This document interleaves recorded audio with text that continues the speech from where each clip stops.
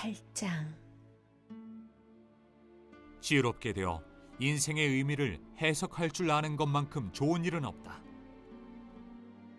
지혜는 사람의 눈을 빛나게 해주고 말과 행실을 부드럽게 해준다.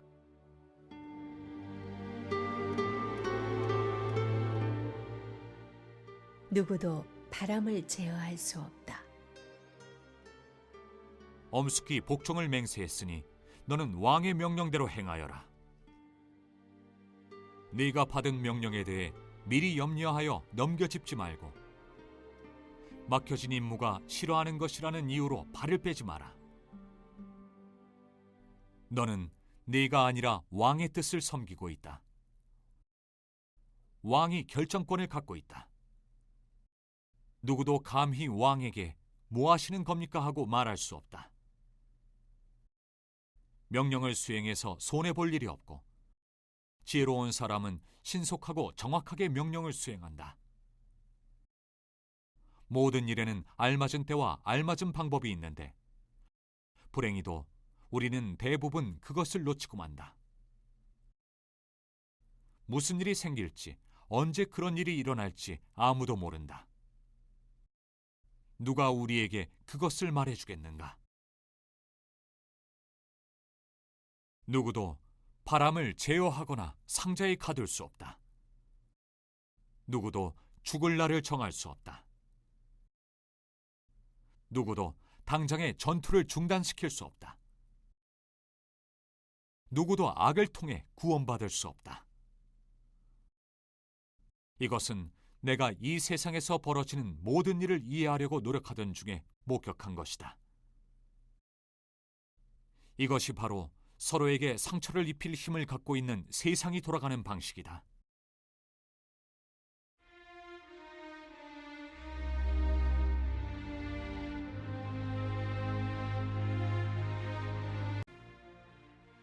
착한 사람과 나쁜 사람. 나는 악인들이 예를 갖추어 거룩한 땅에 묻히는 것을 보았다. 사람들은 장례식을 마치고 성내로 돌아와서 온갖 미사여구를 동원해 그들을 칭송했다. 악인들이 악행을 저지른 바로 그 현장에서. 이것 또한 연기다. 참으로 그렇다. 악행을 벌하는 판결이 나오기까지 참으로 오랜 시간이 걸리기 때문에 일반 대중은 살인죄를 짓고도 벌을 면할 수 있다고 생각한다. 사람이 100번이나 죄를 짓고 그때마다 처벌을 피해 빠져나간다 해서 그의 삶이 훌륭하다고 말할 수 없다.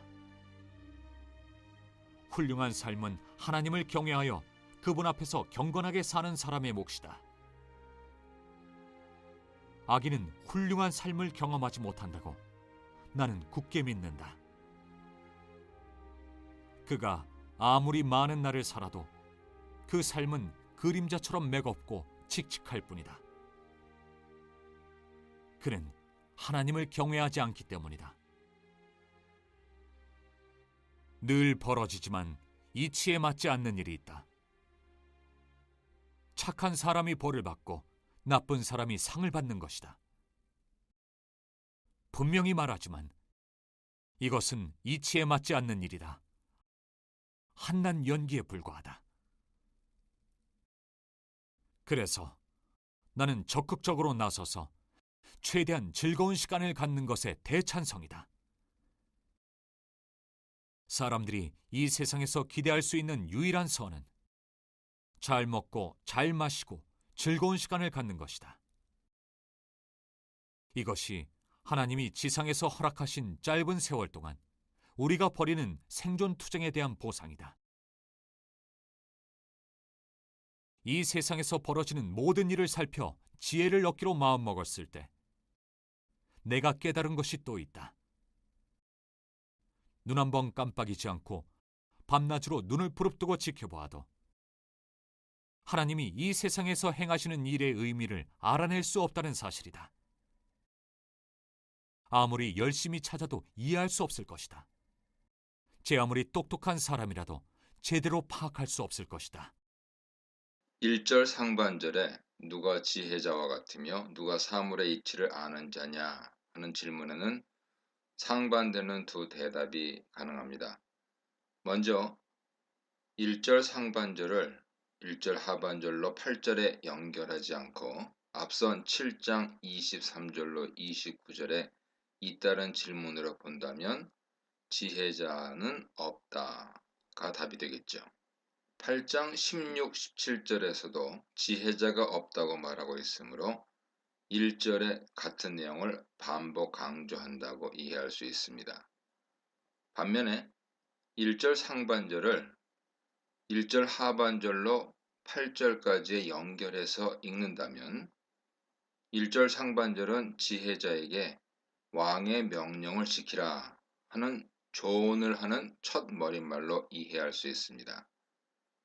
이 경우 8절까지 의미상 해석에 무리가 없고요. 8장 끝인 16, 17절과는 상반되는 내용으로 시작하고 끝나는 것으로 연결시킬 수 있죠.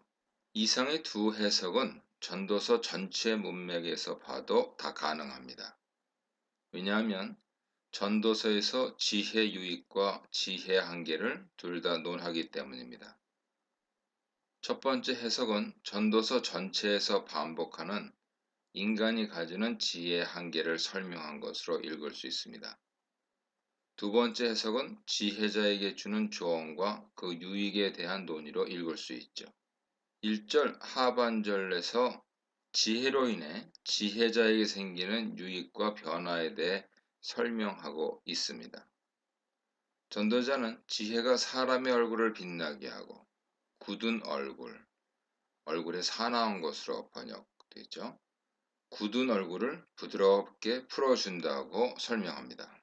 얼굴의 광채와 부드러움은 지혜를 통해 분별력과 통찰력을 얻어 나타나는 긴장되지 않은 느긋함, 너그러움, 자유, 평안함 등을 표현한다고 볼 수 있습니다. 성경에서 얼굴의 광채는 하나님의 은혜를 입은 표현으로도 기술됩니다. 지혜가 자기를 소유한 자를 높여주고 영화롭게 해준다는 내용과 의미상 유사하게 연결된다고 볼 수도 있습니다. 2절로 4절입니다. 전도자는 자기 조언을 듣는 자를 향해 이제 지혜로운 자로서 왕의 입, 맹세로 번역됐죠. 즉 왕의 말에 순복하라고 권면합니다. 왕에게 순복해야 하는 이유는 하나님의 맹세 때문입니다. 하나님을 가리켜 맹세하였음이라로 번역됐죠. 여기서 하나님의 맹세는 두 가지 의미를 갖습니다. 첫째, 청중이 왕에게 순종할 것을 하나님의 이름으로 서약한 맹세를 가리킬 수 있습니다. 이 경우 왕에게 순종하라는 명령은 자신이 한 서약대로 행하라는 권면이죠. 둘째, 하나님의 맹세는 하나님이 다윗 왕에게 그와 그의 후손을 지키신다고 약속하신 예처럼 하나님이 왕에게 약속하신 맹세를 가리킨다고도 볼 수 있습니다. 이 경우는 하나님이 왕을 세우셨음을 확증하고 이를 받아들여 왕에게 복종하라는 권면이 되죠. 전도자는 이제 왕 앞에서 어떻게 행동하는 것이 지혜로운지 알려줍니다. 먼저 왕이 있는 곳을 성급히 떠나지 말아야 합니다. 왕은 하나님이 정하신 자이므로 왕에게 존경과 배려를 보이는 것이 마땅하죠. 전도자는 혹시 왕이 당신 때문에 화가 난 경우에도 자리를 떠나지 말라고 명하면서 차분하게 왕을 응대하면 위기를 피할 수 있다고 알려줍니다. 10장 4절도 보세요. 그리고 악한 일에 가담하지 말아야 합니다. 이는 왕에게 무리한 것을 주장하거나 왕에게 대항하여 맞서지 말라는 권고죠. 이와 같이 왕의 권위에 복종해야 하는 이유는 왕의 지위와 능력 때문입니다. 왕은 자기 원하는 바를 다 행할 수 있고 그의 말에 힘과 권위가 있습니다. 왕이나 그의 말 자체가 권위 있다기보다는 왕의 자리가 권력, 권세의 자리므로 그 자리에 앉은 자의 힘을 가리키죠. 어느 누구도 왕이 하는 일에 이의를 제기하거나 논쟁을 벌일 수 없습니다. 이처럼 땅의 왕에게도 이렇게 대하는데 우주의 왕이신 하나님 앞에서라면 누가 감히 그에게 따져 묻거나 그의 일을 간섭할 수 있겠습니까? 진정한 통치력과 권위를 가진 하나님께 순복하는 것은 왕에게 순종하기에 앞서 필수적인 일이죠. 5절로 8절입니다. 명령에 순복하면 불행에서 벗어날 수 있는 유익이 있습니다. 5절의 명령은 계명으로 자주 번역되는 말이며 불행은 위험, 재앙 등을 의미하죠. 5절의 명령은 2절의 왕의 말과 동일하게 이해할 수도 있고 하나님 계명으로 이해할 수도 있습니다. 인간 왕의 명령에 순복할 때 위험, 재앙에서 피할 수 있다면 하나님 계명에 순종할 때는 얼마나 완전하게 위험과 재앙에서 구조받을 수 있겠습니까? 왕은 때로 불의를 명할 수도 있으나 정의의 하나님은 올바른 일을 명령하시니 그의 말씀에 따르는 자는 죄와 악에 가까이 하지 않으며 하나님 보호와 평안을 제공받을 수 있습니다. 이처럼 권세자 명령에 순종하는 것은 지혜로운 일이며 유익합니다. 지혜로운 자는 인간 왕의 권세나 하나님 권세에 복종하면서 때와 판단에 대한 분별력과 통찰력을 키워 대처할 수 있어야 합니다. 여기서 때는 적절한 시간을 의미하죠. 판단은 옳은 일을 하는 방법의 뜻으로서 적절한 방법을 의미합니다. 시기와 목적에 대한 통찰력의 중요성은 전도서 3장 1절로 10절에서 이미 설명되었습니다. 해 아래 하나님이 인간 세상에 부여하신 모든 일에는 정한 시기와 때가 있죠. 하나님이 이 시기를 모두 주관하시므로 하나님의 때를 맞추는 것이 아름답고 합당합니다. 한편 방법도 시기에 못지않게 중요하죠. 어떤 일을 할 때 그 때가 아주 적절한 시간이라 할지라도 방법이 적절하지 못하면 일은 제대로 성취되지 않습니다. 권력을 잡은 왕은 물론이고 일반인도 하나님 앞에서 시기와 방법을 제대로 분별하지 못한다면 자신에게 임하는 재앙이나 불행은 클 수밖에 없는 것입니다. 그런데 실상 사람은 언제가 적절한 때인지 어떤 방법이 적절한 방법인지 제대로 알지 못합니다. 이는 단지 알지 못함의 수준이 아니라 사람 능력의 한계를 나타내죠. 전도자는 7절, 8절에서 5가지 예를 들어서 사람이 가진 지혜와 능력의 한계를 설명하고 있습니다. 첫째, 사람은 장래에 무슨 일이 일어날지 알 수 없고 어떻게 일어날지 예측할 수도 없습니다. 미래에 대한 불확실성은 사람을 초조하고 근심하게 만들죠. 이런 걱정과 불안에서 떠날 수 있는 방법은 미래에 대한 통치권을 가지신 하나님을 신뢰하며 불확실함 속에서도 그를 따르는 것입니다. 둘째, 자연을 다스릴 능력을 가진 사람이 없습니다. 사람은 바람을 불게 할 수도 바람을 붙잡아 맬 수도 없죠. 자연이 반응을 보이고 순종하는 경우는 오직 자연을 창조하신 하나님이 나타나시거나 명령하시는 때뿐입니다. 시편 114편 5절 이하 보세요. 사람은 새, 물고기, 짐승을 다스릴 권한을 받았지만 이는 사람이 이 피조물들보다 훨씬 뛰어난 존재임을 드러내는 의미가 강하고 실제로 사람이 피조물을 다스리는 능력은 무척 제한되어 있습니다. 몇 마리의 새나 물고기는 손으로 제압할 수 있겠지만 때로 날아오는 새나 수천 마리의 물고기 무리 앞에 두려워 떨지 않을 사람은 없습니다. 셋째, 어느 누구도 자기 생명과 죽음을 지정할 수 없죠. 생명은 온전히 하나님께로부터 나왔으며 생명이 시작되고 지속되고 연장되고 끝나는 것은 모두 하나님 주관하시는 영역입니다. 넷째, 전쟁과 같은 재앙이나 위기를 몰고 오는 환경을 미리 피할 자도 없습니다. 전도서 9장 12절에서 물고기가 그물에 걸리고 새가 올무에 걸리는 것처럼 사람이 홀연히 임하는 재앙을 피할 수 없다고 말합니다.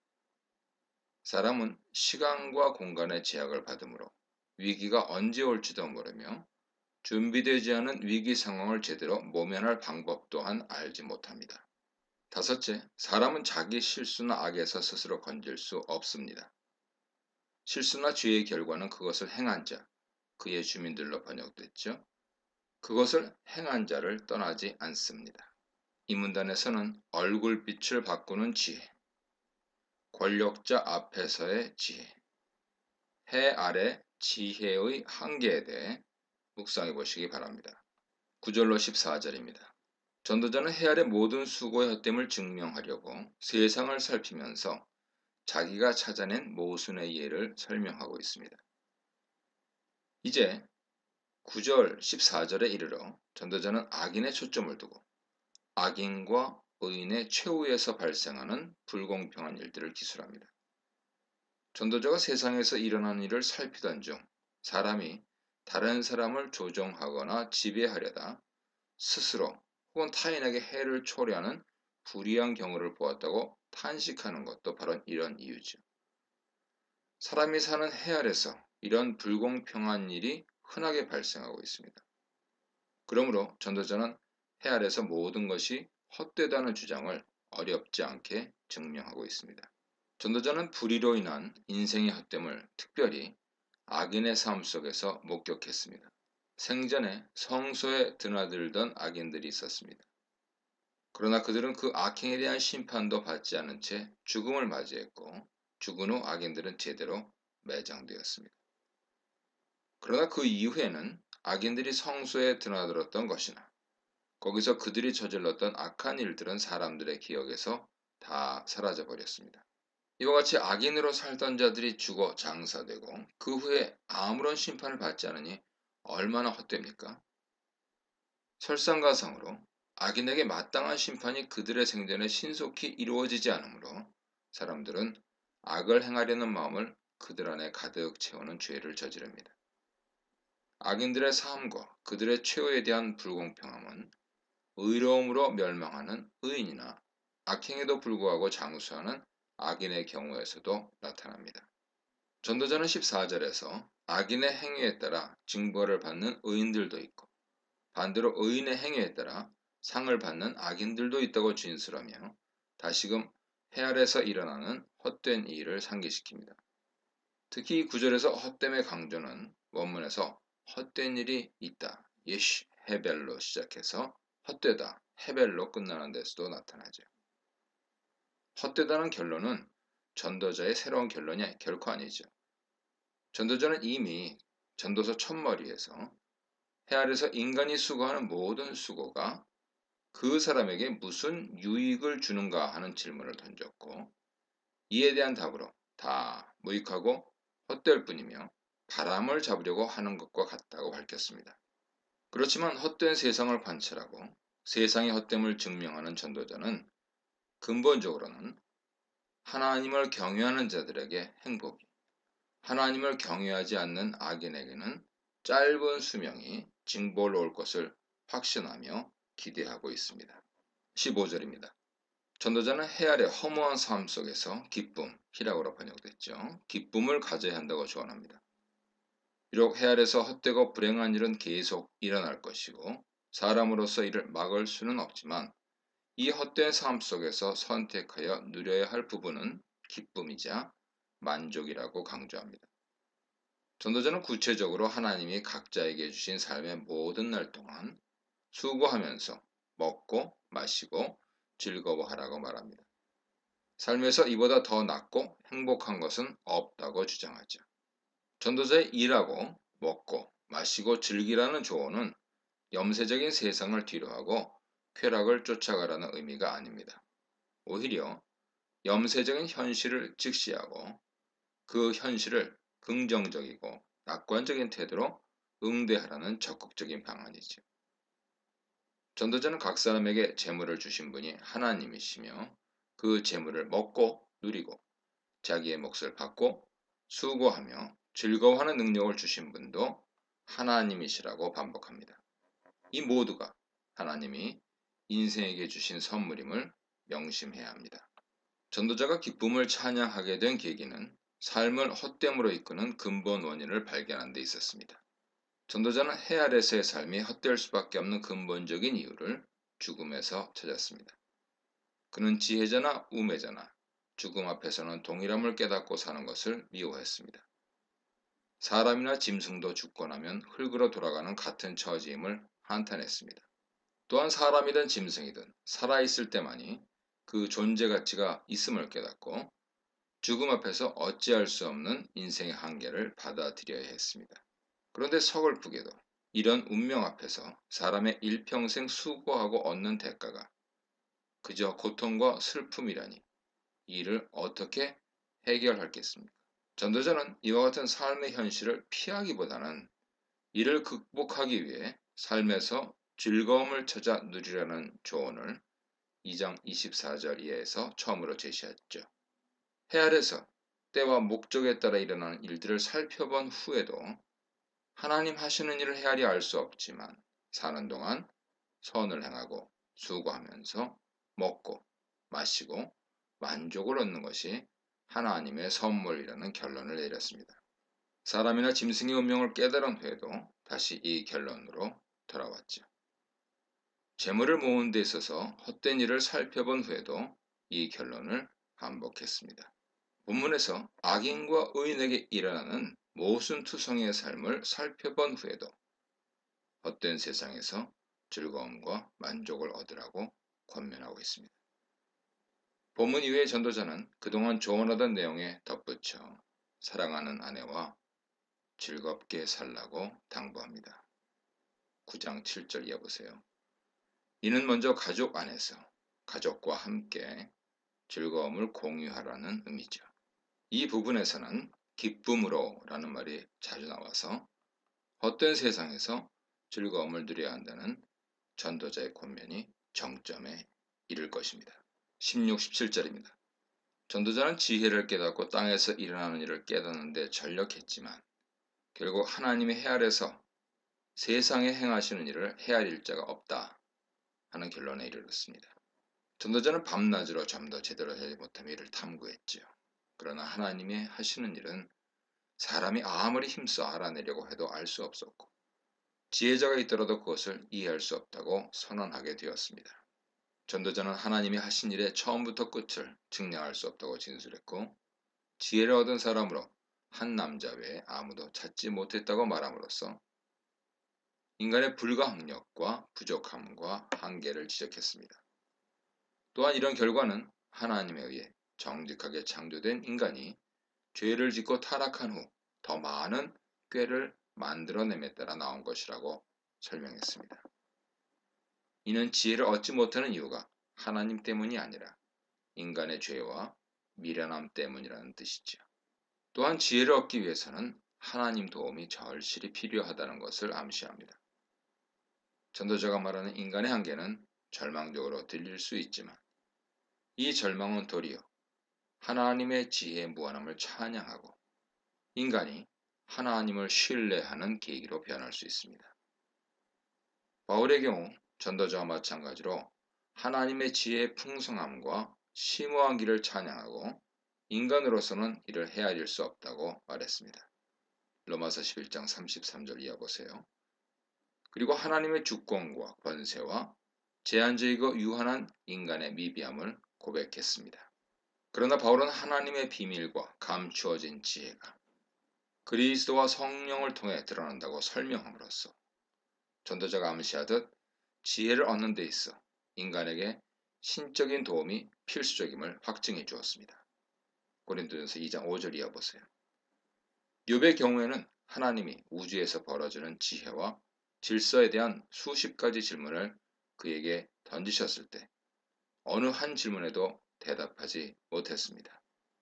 그러므로 그는 결국 하나님 앞에서 인간 지혜의 한계를 겸손히 인정할 수밖에 없었죠. 이처럼 욥은 하나님의 일을 헤아릴 수 없었지만 하나님이 그런 일들을 통해서 피조물을 돌보시고 사랑하심을 깨닫고 불확실한 삶 가운데서도 하나님을 더욱더 신뢰할 수 있게 되었습니다. 이 문단에서는 악이 득세하는 현실, 심판이 지연되는 현실, 현실 속에서 새로운 현실을 만드는 지혜에 대해 묵상해 보시기 바랍니다.